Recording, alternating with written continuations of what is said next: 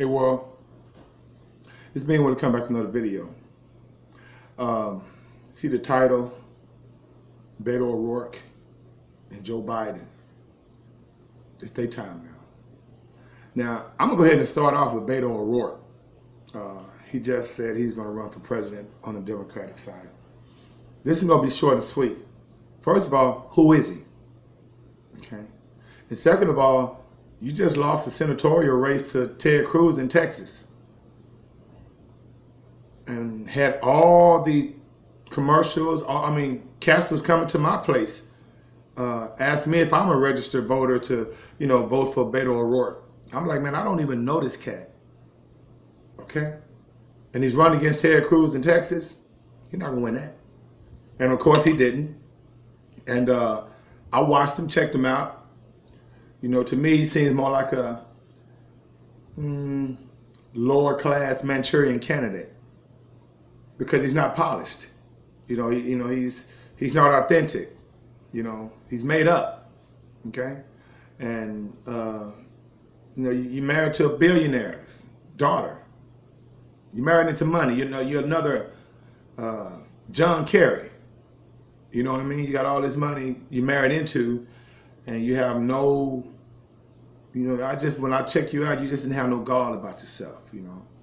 You're obviously, being coached because you don't have the authenticity to be around people and make people feel comfortable. And like I said, you were just in Austin, Texas at the South by Southwest. You, AOC, the Cortez lady, the Muslim congressman, Omar, and they got all the attention. And then of course you had the old heads there, Bernie Sanders and a couple other cats there. And it was just pretty ridiculous if you ask me. But on the Beto O'Rourke situation, just a rookie. You know what I mean? This all the Democratic Party have. This all y'all got. Okay, Kamala Harris, come on, prosecutor that put a lot of brothers in jail. Phony is baloney. Okay, Bernie Sanders, come on, man, another loser. Phony is baloney.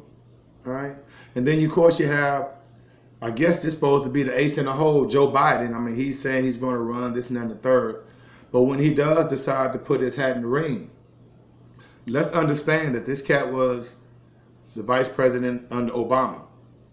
Okay. Under Obama, the first alleged black president. Okay.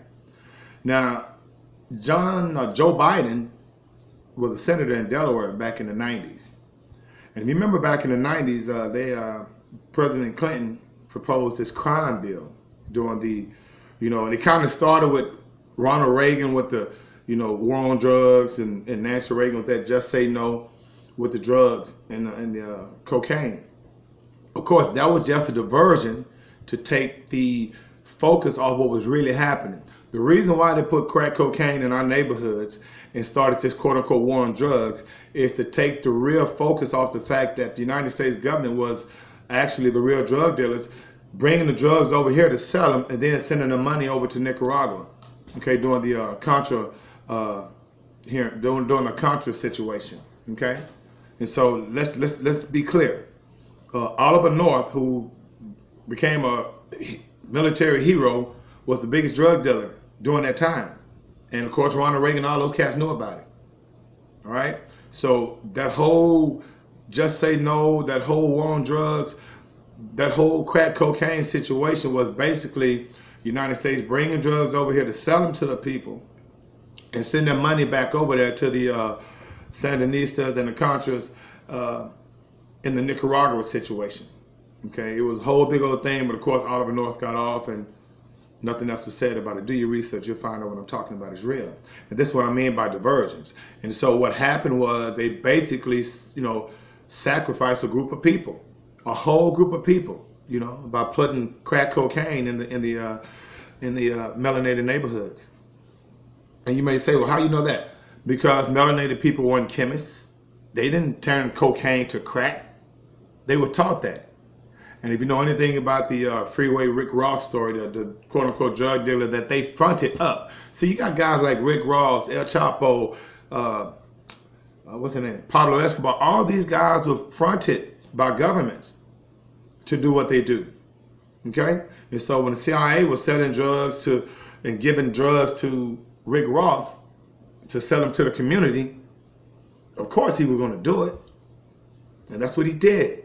All right? But that was the diversion. And so now this big war on drugs was actually a way to incarcerate at a mass rate melanated young drug offenders and drug users.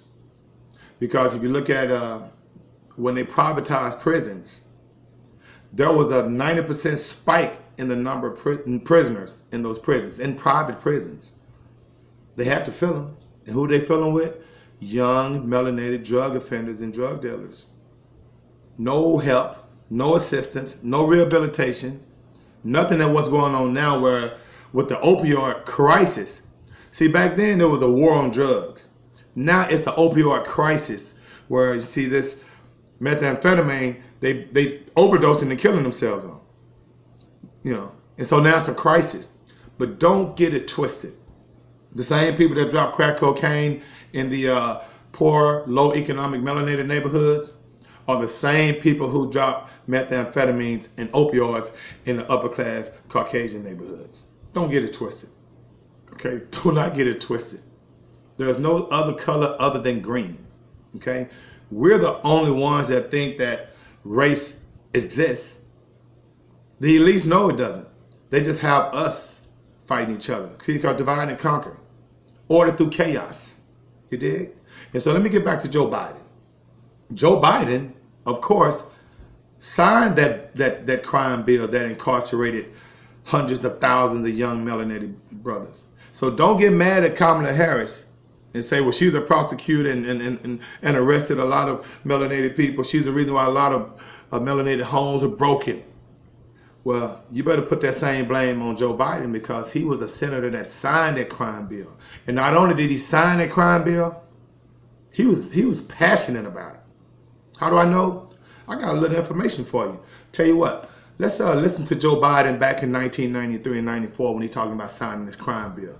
Let's listen what he has to say about these people put in this situation where crack cocaine is just pushed into the neighborhoods, and crime and drugs and homicides and suicides and mass destruction are caused by this drug. Let's see what type of sympathy or empathy that Joe Biden has for these people. Let's go. We must take back the streets. It doesn't matter whether or not the person that is accosting your son or daughter or my son or daughter, my wife, your husband, my mother, your parents. It doesn't matter whether or not they were deprived as a youth. It doesn't matter or not whether or not they had no background that enabled them to become socialized into the fabric of society. It doesn't matter whether or not they're the victims of society. The end result. I had to stop it right there. Joe Biden said it doesn't matter whether or not they were victims of society. See, right there, he just told you that it's not their fault. But we don't care, it don't matter. Okay? We got to get them off the streets because I'm actually on the board of these private prisons and I'm getting a kickback. And as many prisoners many young blacks that I can lock up in these prisons, that's more money I get. But I digress. The result is they're about to knock my mother on the head with a lead pipe, shoot my sister, beat up my wife, take on my sons. So I want to ask, what made them do this? They must be taken off the street. He said he don't want to ask what made him do it. He said get them off the streets. Now getting them off the streets don't mean rehabilitation, family. Doesn't mean getting them counseling and help, because you got to realize not all those people that were arrested were drug dealers. A majority were drug users. I digress. Come on, Joe. That's number one. There's a consensus on that. Unless we do something about that cadre of young people, tens of thousands of them, born out of wedlock, without parents, without supervision, without any structure, without any conscience developing, because they literally, I yield myself 3 more minutes. This Joe Biden. This was the vice president under Obama for 8 years, family. Okay? When all y'all was hooping and hollering, talking about Obama this, Obama that, you don't think Obama knew this man's mindset? You don't think he knew that this guy was behind thousands of young melanated brothers being locked up? Mm-hmm. But they tell me since I don't vote, I can't say nothing. But I'm politically conscious, fool. Let's continue. Because they literally have not been socialized. They literally have not had an opportunity. We should focus on them now. If we don't, they will, or a portion of them will, become the predators 15 years from now. And Matt... Now, you just heard the man call us predators. The same thing Hillary Clinton said. Okay? It's the same thing this man said. Your vice president. Call them predators if we don't get them off the street. Who we talking about? Let's finish. Madam President, we have predators on our streets that society has, in fact, in part because of its neglect, created. Again, it does not mean because we created them that we somehow forgive them or do not take them out of society to protect my family and yours from them. They are beyond the pale, many of those people. Beyond the pale. And it's a sad commentary on society. We have no choice but to take them out of society. And the truth is, we don't very well know how to rehabilitate them at that point. That's the sad truth. I'm the guy that said, rehabilitation, when it occurs, we don't understand it and notice it. And even when we notice it and we know it occurs, we don't know why. So you cannot make rehabilitation a condition for release. That's why in our system, there's the federal system, you serve 85% of your time. It's a shame, but we don't know how to rehabilitate. But there is a consensus, and I will cease. A, we must make the streets safer. I don't care why someone is a malefactor in society. I don't care why someone is antisocial. I don't care why they become a sociopath. We have an obligation to cordon them off from the rest of society, try to help them, try to change their behavior. That's why we do in this bill. We have drug treatment and we have other treatments to try to deal with it, but they are in jail. He said, we're going to do all this stuff to help them, but they are in jail. Now, family, just go back and look at the statistics from 1993 to now, or from 84 to 95 or 96 after this bill was passed. And look at the high number of Afro-melanated people that were arrested on drug charges.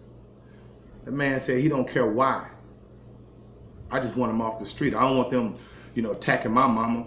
Those people. Whoa, family. Okay?